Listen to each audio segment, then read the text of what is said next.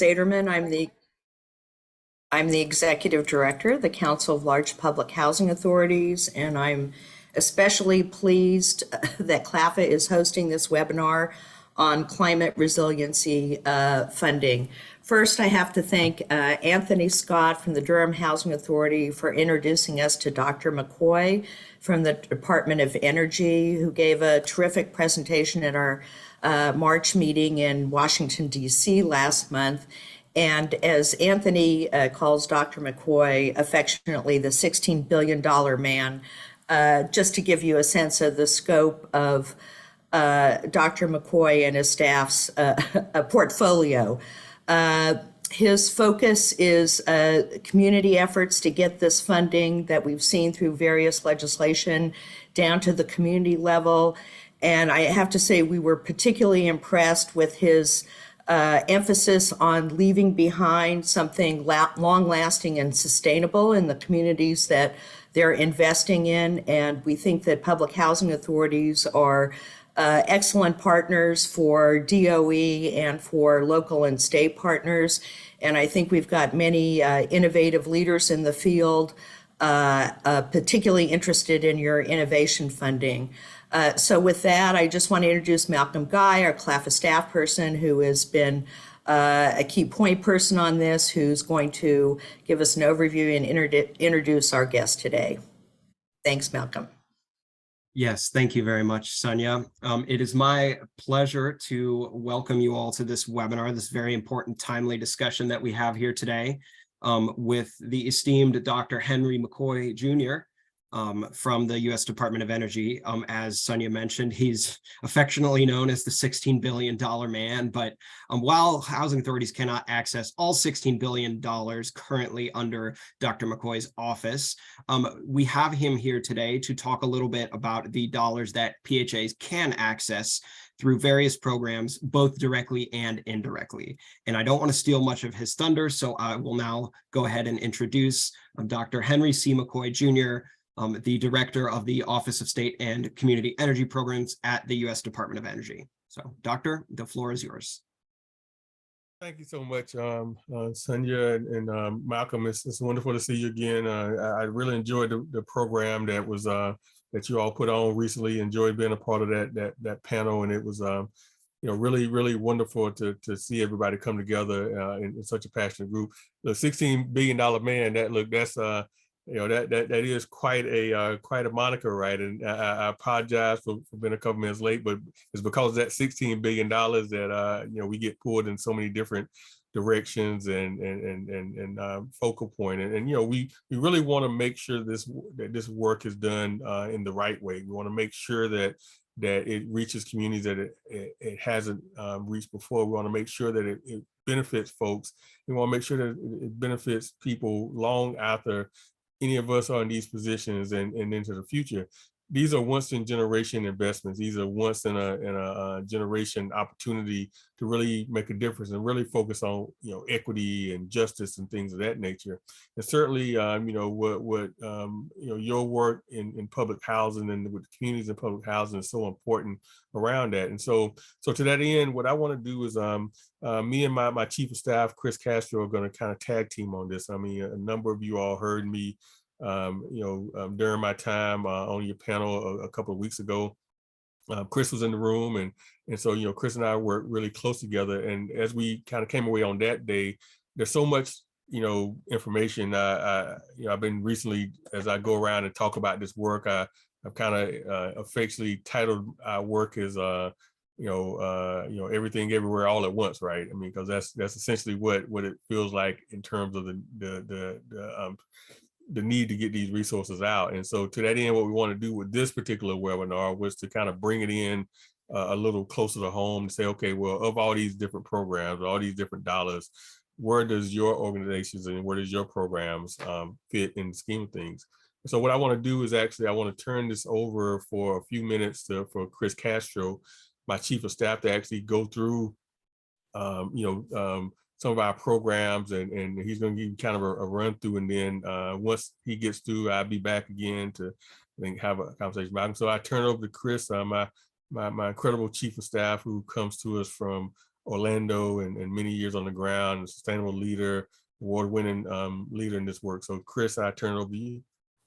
Thank you so much, Henry, and it's quite a pleasure to be with you all this afternoon. Again, my name is Chris Castro, serving as our Chief of Staff, and I wanted to dive right into our webinar today, focused on climate resiliency funding opportunities for public housing authorities, local governments, and other tribes.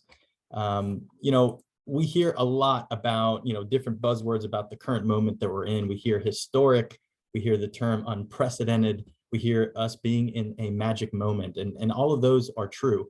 The current Biden-Harris administration has really prioritized this opportunity of addressing the climate change crisis as a way for us to revitalize our U.S. manufacturing, onshore our supply chains here, and make us more dependent on ourselves, more sovereign, right? Secondly, we see this as an opportunity of creating millions of new high-wage, good-paying jobs that build wealth, specifically in those historically disadvantaged communities, and invest in those communities to address a lot of the historic injustices that have been faced for quite too long. DOE is really working to advance these goals around climate and clean energy by doing our part in moving towards, one, a 52% reduction of our emissions by the year 2030, also moving towards 100% clean electric grid by 2035, and eventually getting to a net zero carbon economy-wide by the year 2050. So these are the science-based targets that are telling us that we need to move in this direction in order to keep our planet habitable. And we're, again, at a really important moment, because over the course of the last year and a half, Congress has delivered over $500 billion investing in the space of climate and equitable clean energy transitions. Our secretary, Jennifer Granholm, often talks about this magic moment in a really creative way.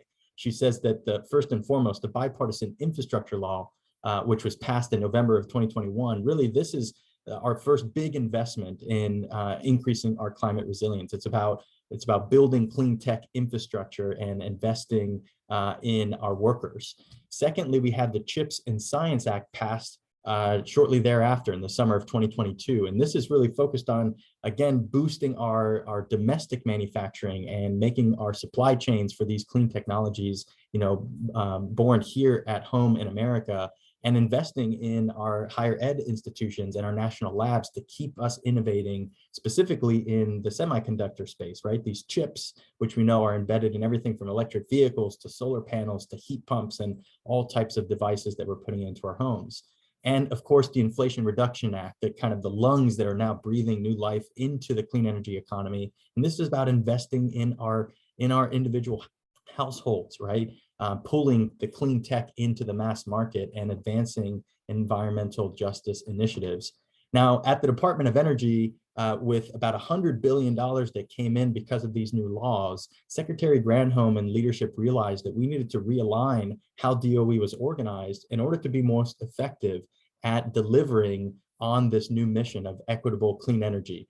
And so as a result, DOE has created a new Office of the Undersecretary for Infrastructure and has nestled 8 different program offices that you can see there under it, with a focus on this deployment mission, right? DOE for the last 45 plus years has really primarily been a research and development agency, with over 80% of the funds that we get going to our national labs and our universities and trying to innovate in new energy technologies.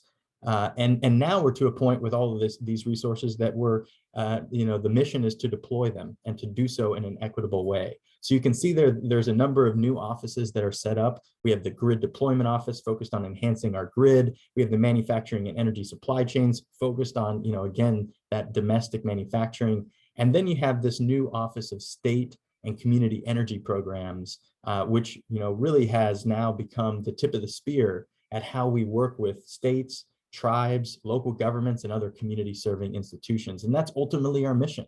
We want to partner with these organizations to catalyze economic development and job creation through the deployment of equitable clean energy solutions into our communities all across the country. And you'll hear about the very many pathways in which those funds flow.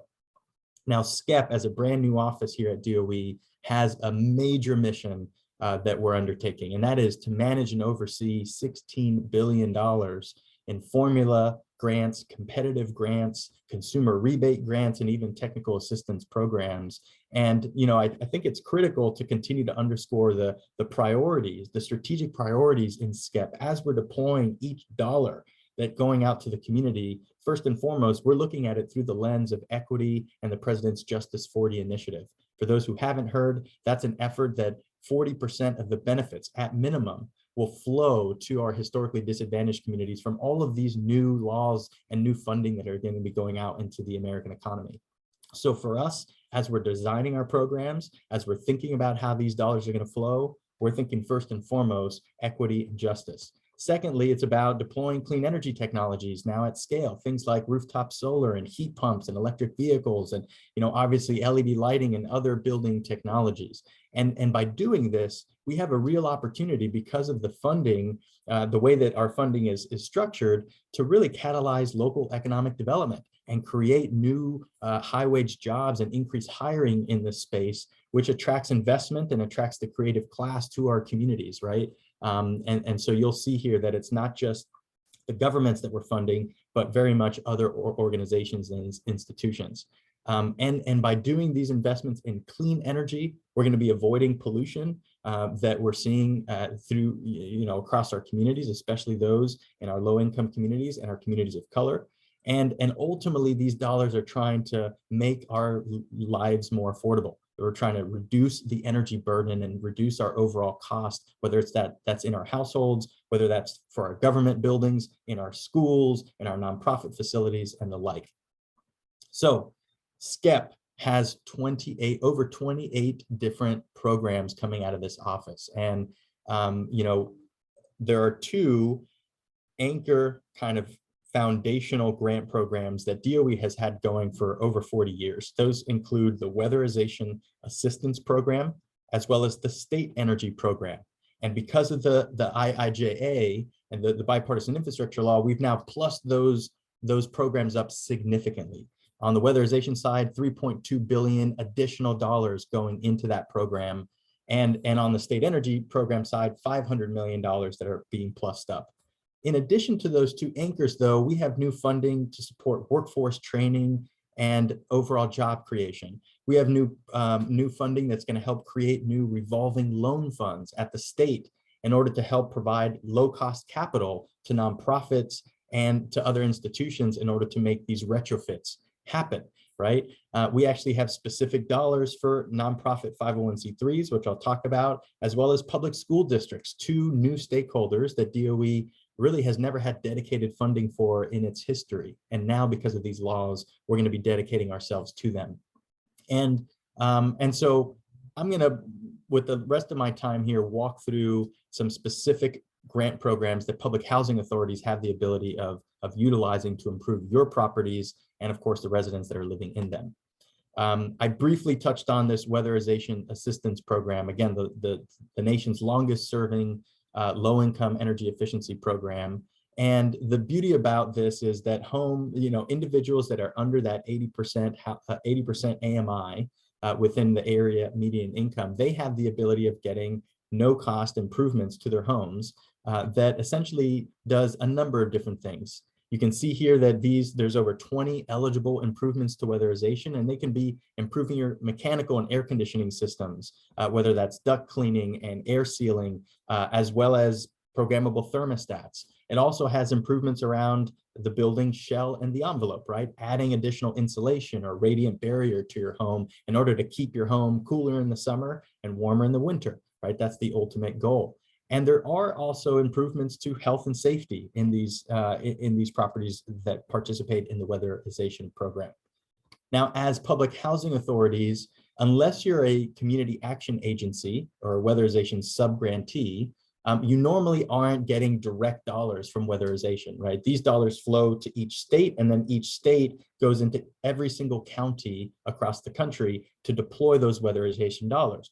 The way that we do that is we partner with community action agencies, or these CAAs. These are organizations, sometimes they're government, sometimes they're quasi, sometimes they're nonprofit 501c3s, and they essentially take the money and help administer these weatherization improvements to low-income homes. So they have a running list of residents that are signing up, And then they're managing a network of contractors that essentially are going out to those homes, making the improvements and getting repaid through the CAA, right? So ultimately, again, the renter or the owner doesn't have to spend any money out of pocket. Now, there are grants that are now popping up called these enhancement and innovation grants. This is about $25 million of a new opportunity that will be unveiled later this summer. And nonprofit organizations are eligible for these dollars to work with their local weatherization agency on doing enhancement and innovations to their overall properties above and beyond your traditional weatherization improvements, right? Not just your air sealing and your caulking and your insulation, but going above and beyond and thinking about appliance electrification, thinking about energy storage, even on-site renewable energy. So the next round of these enhancement and innovation grants are going to be unveiled later this summer in 2023. And we want to make sure that you keep a lookout for that. A couple of other ways to participate in WAP. If you basically administer WAP services as a recipient of these funds, if you don't, you can work with the state grantee, your state energy office, in order to identify ways in which you can participate in that program. And there are abilities for nonprofits to also become community action agencies. So you can work with your state energy office to learn more about criteria and signing up for that. Pivoting to another grant is the Renew America's Nonprofits Grant. This is really exciting. It's $50 million that came from the bipartisan infrastructure law. And the goal is to help fund 501c3s that own and operate their own buildings. And the goal of this money is to help those buildings make energy efficiency improvements that ultimately lower their energy cost and save them money so that they could put more of that money to their mission. And so this could be housing authorities, it could be homeless shelters, it could be food banks and other nonprofit facilities that are owned and operated by those 501c3s. And we're excited that this grant will, for the first time, be unveiled in just a couple of months. We'll have a notice of intent going out in a week or so. And then next month in May will be the unveiling of the funding opportunity announcement. And you'll have a couple of months there to pull together proposals and to begin to submit. We hear a lot about workforce development and training. And so SCEP manages $260 million worth of different training grants. One of those is called the Energy Auditor Grant Training Program. These funds flow through the states to train residential and commercial energy auditors. The idea is to fund about 20 different awards, a little over 20 awards between now and 2026. And this is a competitive grant program for essentially for us to start to train up these individuals that are going to go into our homes and identify the best ways to save energy, right? So there's some good funds out there. Of course, these dollars, again, are flowing through the state energy office, and we'll probably work with universities or community colleges. But as a public housing authority, you'll see, and I have an example soon, where you all can be reaching out to these institutions to figure out if there's a way to play matchmaker, to allow for some of these programs to benefit some of your residents and be a distribution channel for opportunities for them. This is another one, Career Skills Training Program is another grant program. It's looking to come out later this fall, and it's really focused on trying to provide on-the-job training and classroom training to install the latest energy efficiency technologies in buildings. The eligible entities, as you can see there, are nonprofit partnerships. This could be between a housing authority and a workforce agency, ultimately coming together to try to figure out how do we provide these on-the-job opportunities to get people into these green careers and also get them certified in certain credentials. And so that's a heavy emphasis on this particular program, whether it's LEED GA, whether it's a certified energy auditor. There are a number of different programs that people can get certified in and then get an entry-level job into very quickly. So here's a good example of how SCEP and DOE are working with our partners over at HUD in order to drive workforce development. And so we've been really focused on trying to increase economic opportunities for HUD residents, and at the same time, figure out ways to improve living conditions and the energy efficiency in low-income homes. So essentially, these four communities, you can see the pilot cities there on the left, are essentially working with their weatherization subgrantee, that community action agency, and they're working with their local HUD communities as a recruitment resource for retrofitting jobs created by the Weatherization Assistance Program. So the pilot literally just launched in mid-February. 4 different sites have begun the process of recruiting these workers from their local public housing authorities. And the overall idea is enhancing the training and the technical assistance that's going to these individuals to help them get into the clean energy economy and give them a job in this space. The bipartisan infrastructure law, and specifically the weatherization dollars, carves out over $500 million for this type of training and technical assistance all across the country. It's been allocated to the states, but each state is intended to work with their local CAA, right? That community action agency, the WAP subgrantee, in order to do these types of programs. So this is a great example of something that you all can proactively reach out and start to think about ways to provide opportunities for your residents. So we've talked about weatherization. We've talked about now workforce development. Now let's take a quick pivot to these rebates. I'm sure you all have heard that the Inflation Reduction Act, another one of those incredible bills that were passed by Congress, this new IRA has provided a significant amount of resources to the American public, both on the tax credit side, but of course also rebates for our lower income citizens as well. So SCEP landed 4 of the IRA provisions that came to the Department of Energy. And together they make up $10 billion worth of resources, including 2 rebate programs, which I'll talk about here. We also have a program that's focused on energy codes, building energy codes and supporting states and local entities with improving their codes and making sure that new buildings are efficient and healthy and lower cost. And then lastly, there's $200 million for contractor training to start training our mom and pop air conditioning companies and plumbers and others to also get involved in the clean energy economy and not get left behind. And so, as it relates to the rebates, there are 2 important rebates for you to know about, and your residents are going to be eligible. One of them is called the Home Electrification and Appliance Rebates. And as it says in the name, the whole focus of these rebates are to help to replace appliances in your home with electric appliances. The idea is transitioning from a gas stove or a gas water heater to an electric induction stove or an electric heat pump water heater, as an example. And the beauty about this is residents can get up to $14,000 worth of these rebates, especially if you're under that 80% area median income, AMI, right? If you're 80% AMI or less, you can get up to this $14,000 in rebates for all of these different types of improvements. And it's not just the appliances. One important improvement there is electric wiring upgrades for your home. If you have outdated wiring, or if the service to your home has already maximized the amount of essentially load that you can pull, you have the ability of increasing the service or improving the wiring in your home so that you can benefit from these clean energy technologies.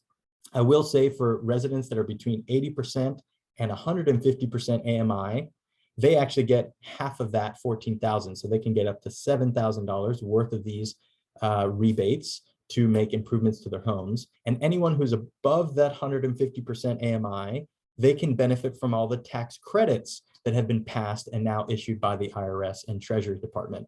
So again, everybody's getting to benefit from these types of rebates. If you're the lowest income, you're going to get the best benefit. If you're moderate income, you're going to get half that benefit. If you're above that 150% AMI and you're wealthier, you can get the tax credits for the improvements, but everybody's getting a piece of that.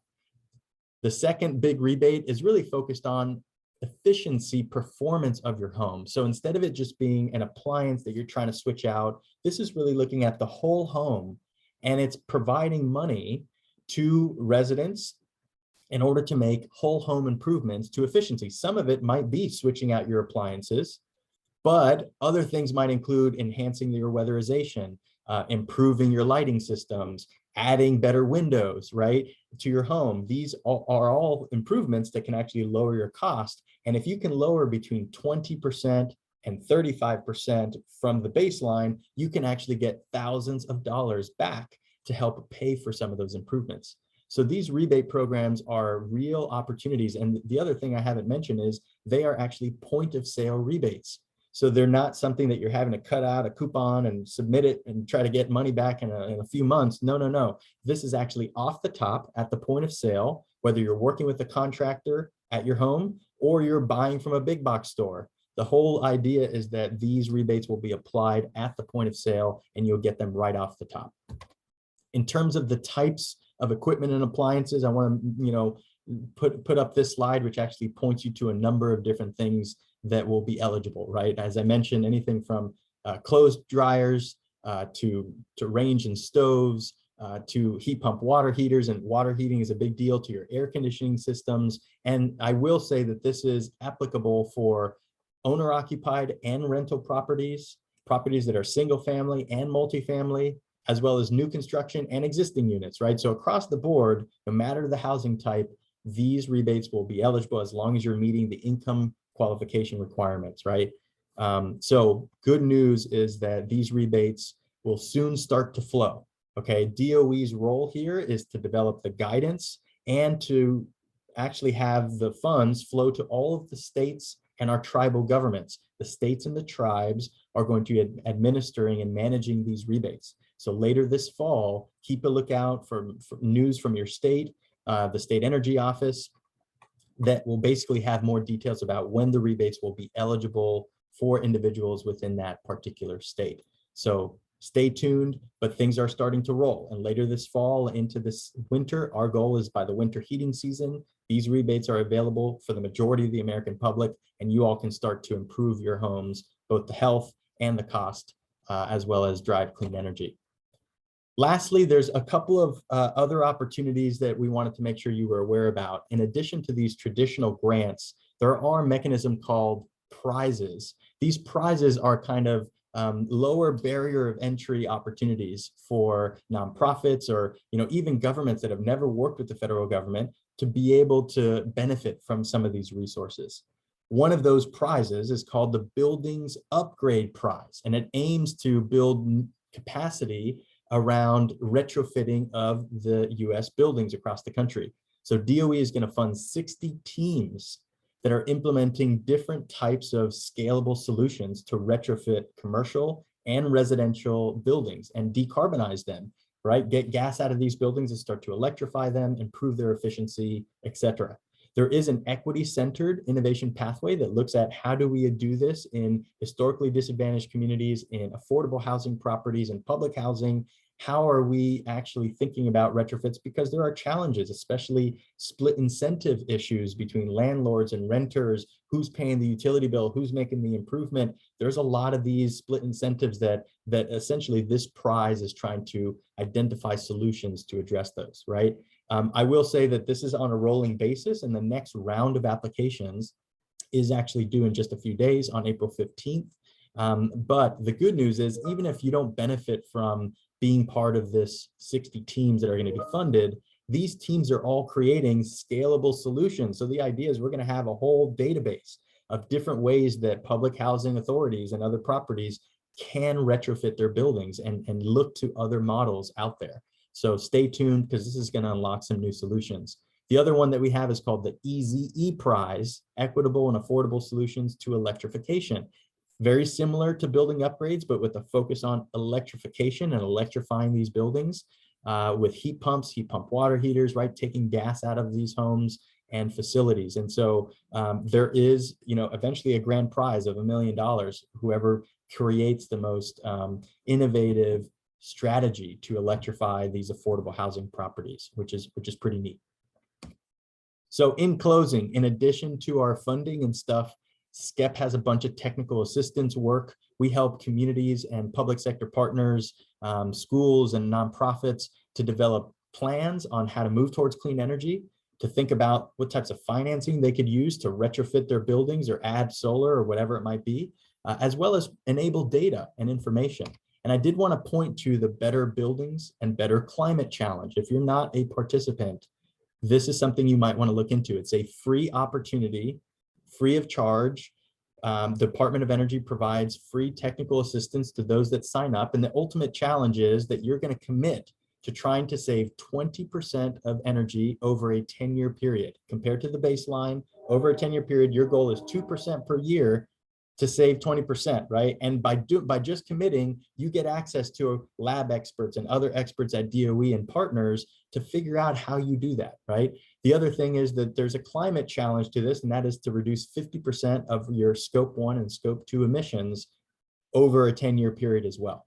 So there's a ton of tools on this website. There's a financial navigator that can help you identify what financing tool might be best for your project. There are accelerators. There's an annual summit, and I'll make a plug that tomorrow is the kickoff of the Better Buildings Annual Summit, and it's still not too late to join if you are in the kind of DMV area and are interested in joining us. SCEP has a bunch of tools that we provide to help identify the future of your clean energy pathway, as well as kind of where are the biggest energy burden communities in our cities, right? And so we have a whole tool that looks at low-income energy affordability data and helps us identify these hot spots that we should be deploying our dollars. And in addition, the White House Council on Environmental Quality has worked with DOE to create a Justice 40 screening tool. It's called the Climate and Economic Justice Screening Tool. And if you're ever interested in figuring out whether your particular property or your community meets the definition of Justice 40, this is how the best way to do that. And if you look up this Justice 40 screening tool, you can certainly identify, search in your city and it'll zoom in and actually identify some of those things. So I'm going to close out and just say, please stay connected to us. There is so much information and news that's coming out literally every other day here at the Department of Energy that it's hard to keep up. And the best way to do that is to sign up for some of our newsletters and email announcements. And so if you go to energy.gov/bill, you can get all of the announcements across the whole DOE of what's happening with the bill and the IRA funds. In addition, we at SCEP have a great newsletter. It goes out once a month. It's called the State and Local Solutions Spotlight. And ultimately, it's a great way to stay in tune about these specific programs that are more place-based down to our communities. And with that, I think I'm going to turn it back over to Malcolm and Henry for a little Q&A and dive into some questions. Thank you for the opportunity and for listening. Absolutely. Thank you so much for the really informative presentation, Chris. We do have about 20 minutes here for Q&A. So I want to first start by encouraging all of our audience to go ahead and put your questions in the chat or in the Q&A area, and we'll go ahead and post them to Henry. I do have a couple that I think we can start off with here. And Chris, if you want to leave the presentation up, you're more than welcome to, but not a requirement. So Henry, first question I have for you. We have a lot of housing authorities on here that I think just generally are, trying to find where the dollars are. And, some of the programs that Chris mentioned are not ones that housing authorities can apply for directly. And so what my first question to you would be, in general, who are the agencies at the state and local levels that housing authorities should be looking to partner with? We've got, he mentioned community action agencies. Obviously you have your state departments of energy, but, could you just talk about who is a housing authority's probable best point of contact? Yeah, Malcolm, and I appreciate. I thank Chris as well for doing that presentation. And as I said before, it's everywhere, everything all at once. I mean, all this information and these kind of things. Well, many of the programs that we have within SCEP make investments through either local or state governments. A lot of the resources we have go into state governments, things of that nature. So so there's a couple of opportunities here, I think, in terms of where to interface.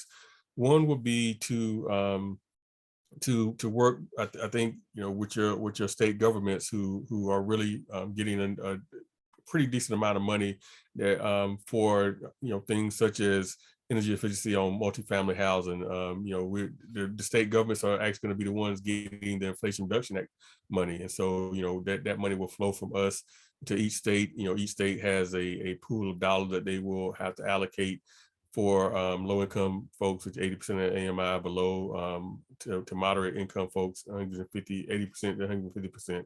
So I would say one key community can be your state offices, your state energy offices, and figure out kind of where do you plug in with them. And so reach out to each of your state energy offices. The second kind of opportunity would be to partner with your local government. And so local governments are largely getting EECBG money from us, Energy Efficiency Conservation Block Funds. We're putting out $550 million across the United States in order to invest in local government kind of strategies and things of that nature. So those local governments have the ability to utilize those funds, and this is going out to 2,708 grantees across the United States and the territories. And so that money will go to local governments. Those local governments have the ability, for example, to think about planning the work that they want to do in that localized area. So working with the local public housing partner there could be one of the things that they decide they want to utilize the funds to think about, doing different projects on the housing or the buildings. I also say a decent amount of that money will go again to the states to redistribute to communities that don't get it directly from us. And so this is another avenue to work with the states. So the states that get, as they get the money from us, all 50 states, 5 territories, DC will have to redistribute 60% of those funds out into community that didn't get access to the direct funding for ECBG. And so this is what I would encourage. There's a couple things we can do here. I mean, because this is a relatively small crowd. I mean, we certainly have posted information out there related to what local governments are getting energy efficiency conservation block grant funds directly. And so the members here are free to go out and go to our website and try to find the notice that we put out for energy efficiency conservation block grant funds, or to actually reach out to us directly, and we can help identify the resources that will go to your local government. But again, for those who aren't getting directly in their local government, they could partner with the state to think about that. And then the final group, so I talked about the state as a partner. I talked about the local government as a partner. Another partner really could be, coming together with some of the community-based organizations. We have, as mentioned, workforce dollars, and the workforce dollars will also go to the state, but there also will be some that's competitive. And what we ask for, generally speaking, with our competitive programs, we ask for coalitions to come together. So we really think highly of organizations that come together with bring stakeholders all to the table to think about the kind of programs that they can put together and present. And so that's another option as well, to kind of keep a lookout. As Chris mentioned, the Build It Up prize. That's actually one of those things that a public housing kind of organization could actually go after themselves as the lead. And so it's thinking about the state, local government, and potentially as a lead with other partners, whether it be school systems or universities or others, in terms of the programs. That's really helpful. Thank you, Doctor. So I do see a few questions here in the chat, and they're all kind of hitting on the point that we just hit on. So I would say, to Herman, your question, as well as perhaps Emily's, we can dive into here in a second. But to your question, Herman, on housing authorities, because not all of our housing authorities have a nonprofit arm. And so for those that don't, what I'm hearing Henry say is that it's just really important that you find who the local entity is that is able to receive these funds and partner with them. It looks like Chris put a link in chat to see who your local weatherization agency is.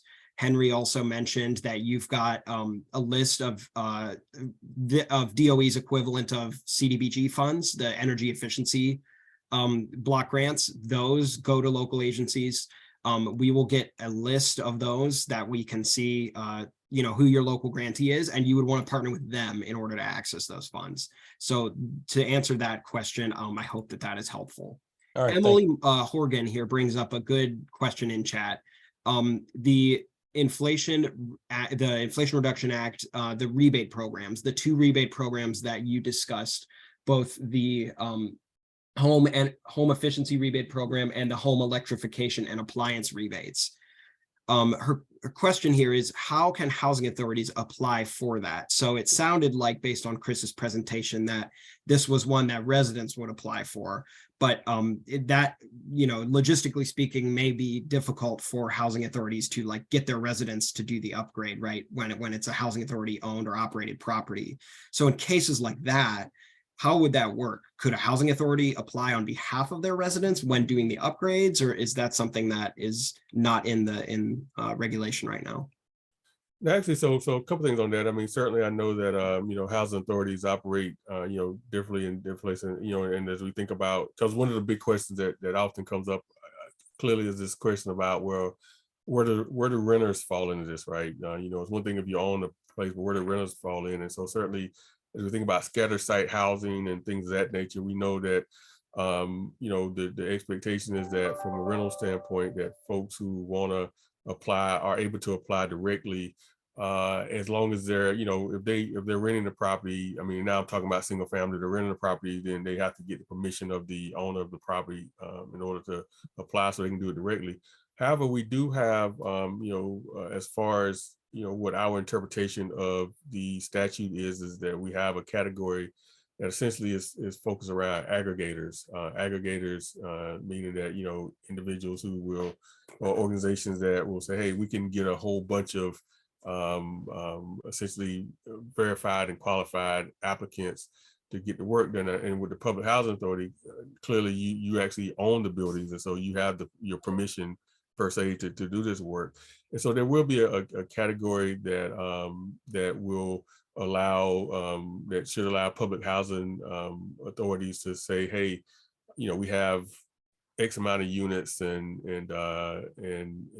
we want to use rebates on those. And so I would say with those, and again, they're going to come through the state. So this is another conversation that you can have with your states, but one of the key things that we're focused on, of course, is uptake, right? We want to make sure folks are using these rebates, the $9 billion worth of rebates. And so in that aggregated category, and this may be something that frankly, I can tell you exactly what may be simplified. I had a conversation with NASIO, the National Association of State Energy Officials, and their leadership, David Terry, and I mentioned to him that I would be talking to you all, and so he certainly has encouraged me to have you all,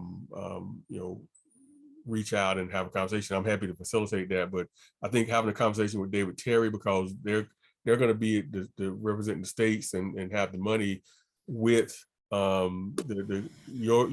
network, because the states will design their programs, but there is an aggregator category in there, and to my interpretation, public housing associations should count as aggregators, which means that you would be able to basically say, hey, we got a X amount of number of units we want to do this to, and serve in that role. Dr. McCoy, this is Sonia Zaderman. So I really appreciate, I think the term is particularly fitting in terms of aggregators. So we've got 1.1 million units in the public housing portfolio. Not all of them need these upgrades, but a substantial portion. So I think in terms of uptake, it could have a very significant impact. And I think working through and socializing these ideas at the federal level and then at the state level with your leadership and some of the folks that you've mentioned could be really critical to ease the path at the state level for housing authorities. And I know there's a question in there about new construction opportunities as well. Maybe this falls under the innovation category, but we will be thinking in all the information you give us where we can play the role of aggregator as a property owner and a property developer and a community builder. So any thoughts that you or your staff have about this, and whatever we can do to facilitate that thinking at the state and local level, that would be very important. Yeah, so thank you, Sonia, for that. So yeah, absolutely. Let's, after this, you and Malcolm circle with me and Chris, and what we can do, we can actually coordinate the conversation with NASIO, and I think it can happen in a couple of different ways. I mean, it certainly can happen to I mean, I'm sure your members have plenty to keep them busy. over time. So you know, I'm sure we can do it in a way that allows us to have a conversation at that kind of administrative level at the top, and then, you know, perhaps then if there's a desire to have a bigger conversation with your members and NASIO members, that's fine. But I think an initial way we can do it is to make that connection with the head of NASIO. Like I said, I did have a conversation with David Terry a couple of weeks ago, and mentioned to him that I would have this conversation with you. I think I talked to him the same day that I did the panel for you all, and so it was all fresh in my mind. And I mentioned that I just finished it and had a great conversation. So he seemed to be pretty enthusiastic about the idea, and so I think that you know, because that association represents all 50 states, to territories, in DC, that's probably a direct way of getting into that conversation as anybody, and figuring out, because ultimately the states, you know, we have these broad statutes that guide the work, but each state is responsible for designing their program as how they see fit. Obviously, from the federal level, we will you know, we offer our own thoughts about how we think they can maximize their impact. But I think having this direct conversation with NASIO will be probably an incredible opportunity to get ahead of the game. That's terrific. And then our other problem-solving focus is on the split incentive issue that Chris mentioned in his presentation, about the ability to a housing authority like an owner to use some of these renewable energy credits in their both retrofits and redevelopment. So more work ahead of us. Thank you very much. Yeah, no problem, Sonia. Yeah, I think certainly, you know, that's something we're all trying to figure out here, is how do we address those split incentives and things of that nature. But again, I feel like that you know, this is where the conversation needs to begin, right? To sort some of these out right now, and to figure out, you know, how do we truly I know you know, one of the things that Chris talked about was the partnerships that we have with HUD and others. I know when we did the panel with you all, Ms. Pelosi was on that panel with me and things of that nature. We've had conversations with HUD, and I know that they have, you know, a few different programs where they're trying to incent the use of energy efficiency as a way to say, hey, if you can save, and this is for, I mean, for public housing places that I think might pay their own utility, whatever case, but saying that, hey, if you can save, kind of do these retrofits and save energy, then the delta between the savings that you get can remain within the public housing unit, so that it's not a matter of, well, if I save, it's only going to go back to HUD or somebody else, but that you can actually keep it within. So I mean, I think all of us really want to figure out a way to incent these right actions as it relates to this work. And again, and also to the point in the slide as well, you know, are there opportunities to address the residents in the housing units as well, to help them benefit. Okay, great. All right, thanks, Doctor. Sonia, if I may, there are just a couple more questions here from the audience, if that's okay. Yes, go ahead. Awesome. So we've got one question here, and you touched on from Anthony Scott. You touched on it a little bit, Doctor, about, you know, a lot of these programs are geared toward retrofitting, and you know, what good programs would be available for new construction. And so one thing that I'm kind of thinking of that you also just touched on is, you know, at the state level, states have the ability to, you know, to some extent, design their own programs through like the state revolving funds, right? And those will be capitalized by the infrastructure law. And so could you talk a little bit about how housing authorities can access those dollars, like through state revolving funds? And as a second part to that question, to the extent that states are able to kind of tailor their state RLFs toward whatever purposes they want to in their respective state, how can a housing authority make sure that it has a seat at that table, so that housing authorities are actually able to access those funds as states design their own programs for new construction? Yeah, I'd say this. I mean, and clearly, you know, all states are created differently. So, I mean, you have to kind of take that into account. But I feel like that states are, you know, very anxious to see creative solutions, and particularly as it relates to, you know, the populations that make up your households. I mean, that we're in all of our programs at this point, every applicant, whether it's a formula applicant where they're getting money through some formula basis or a competitive applicant, they have to put together some community benefits plan that tells us how exactly they're going to address community benefit. They have to think about Justice 40. How does 40% of these benefits go to historically disenfranchised populations and disadvantaged populations, all those kind of things. So every state has to come up with that.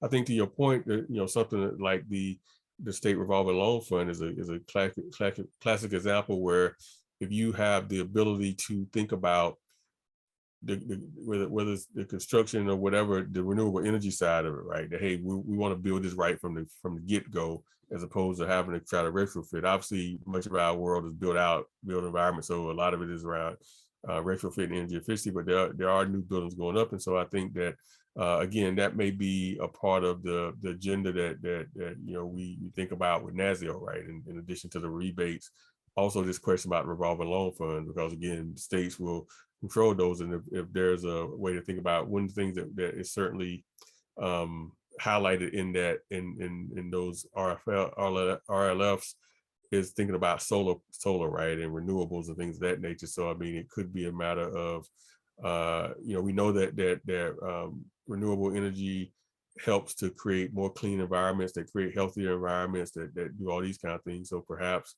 it is you all individually or collectively thinking about what are the possibilities. I mean, Seattle clearly from the panel had incredible things going on, right? And so what can everyone learn from Seattle? And then, how might a state think about leveraging those funds to help put solar on rooftops in your public housing units and things of that nature. So yeah, so there's a there is I think a lot that possibilities there around innovation. I think it's just a matter of, again, perhaps maybe adding that to the agenda with NASIO, saying, hey, how do we think about this when it comes to newer things that we're working on?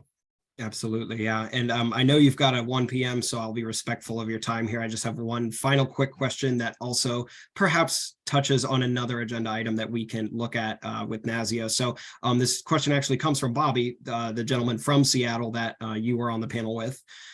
He's asking about the buildings upgrade prize, and specifically, the materials that applicants are required to submit for supporting their application to that.